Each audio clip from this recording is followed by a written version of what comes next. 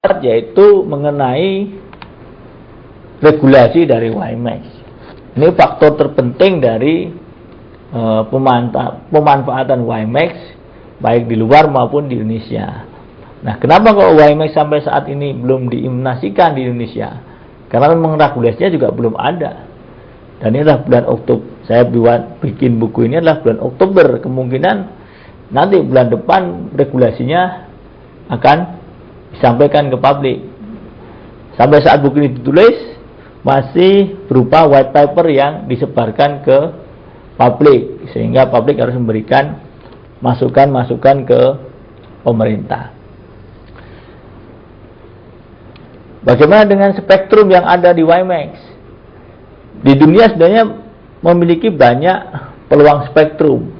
Ada 2,3 GHz, 2,5, 3,5, 3,3, 5,8 dan lain sebagainya. Nah, kita akan pelan-pelan nanti akan masuk ke Indonesia. Nah, ini ada peta lagi yang menunjukkan pemanfaatan frekuensi WiMAX di dunia. Kita lihat contoh untuk benua Amerika. Nah, di Amerika di sini ada frekuensi 2,5, 3,5, 5,8 GHz. Kemudian Kanada 2,3, 2,5, 3,5, 5,8. Bagaimana dengan Asia Pasifik termasuk Indonesia?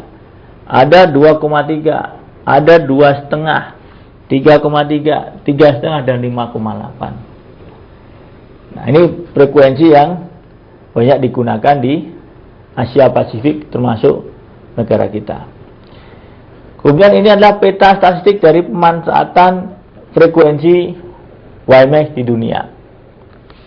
Kita lihat di sini frekuensi 2,3 sampai 2,4. Negaranya 16. Kemudian 2,5 sampai 2,7, 26. 3,3 dan 3,4 hanya 5. 3,5, ini band 3,5, 3,4 sampai 36. 88 yang paling besar. Kemudian di band 3,6 sampai 3,8 GHz, sekitar 15 negara. Indonesia kemungkinan besar akan masuk di frekuensi ini, 3,3 dan 2,3 GHz. Nanti di slide saja kami akan masuk ke spesifik negara kita. Jumlah lisensi BWA per region. Nah, ini sampai buku itu ditulis. Asia Pasifik dan Cina sudah 95. Latin Amerika 134, Europe 223, kemudian MEA 135 dan North America 19. Jadi ini beberapa license yang diberikan di beberapa negara. Kita akan masuk mulai ke Indonesia, yaitu dengan melihat kondisi existing frekuensi BWA. Sebenarnya kita sudah mengoperasikan BWA di Indonesia.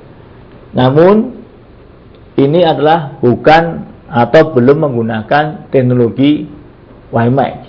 Jadi masih bersifat BWA yang proprietary, jadi khusus. Jadi belum ada standar. Beberapa frekuensi yang disediakan ada band 300, 1,5, 1,9, 2, 2,5, 3,3, 3,5, 5,8 dan 10,5. Untuk Indonesia yang berpeluang besar akan digunakan frekuensi WiMAX adalah di band 3,3 ini dan band frekuensi 2,3. Kemudian berbeda dengan license yang diberikan oleh teknologi sebelumnya, misalkan GSM atau CDMA, dia biasanya bersifat nasional. Nah, untuk WiMAX atau BWA ini, license akan diberikan per zone. Jadi Indonesia ini akan dibagi menjadi 14 zone. Misalkan Sumatera dia dibagi menjadi 3. Untuk utara, bagian tengah dan bagian selatan. Nah, secara rinci dari zone-zone ini akan disampaikan di slide selanjutnya. Namun sebelumnya saya sampaikan bahwa Perakiraan dari tiap zone akan memiliki sekitar 7 operator.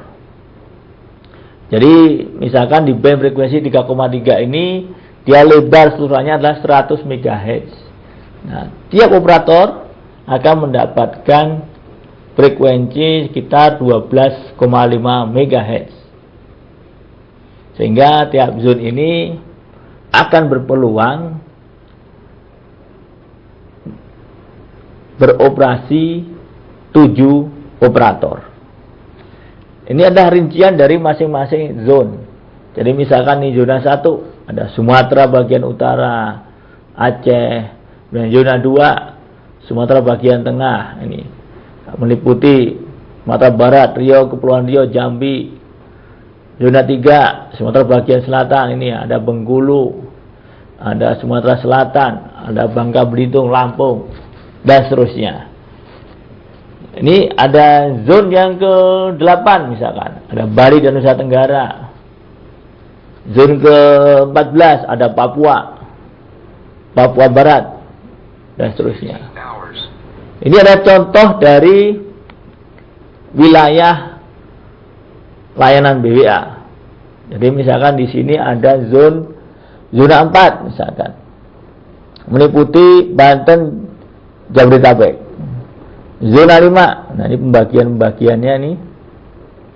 Zona 5 Jawa bagian barat minus Jabodetabek, dan zona 6 Jawa Tengah plus DIY atau Yogyakarta. Nah,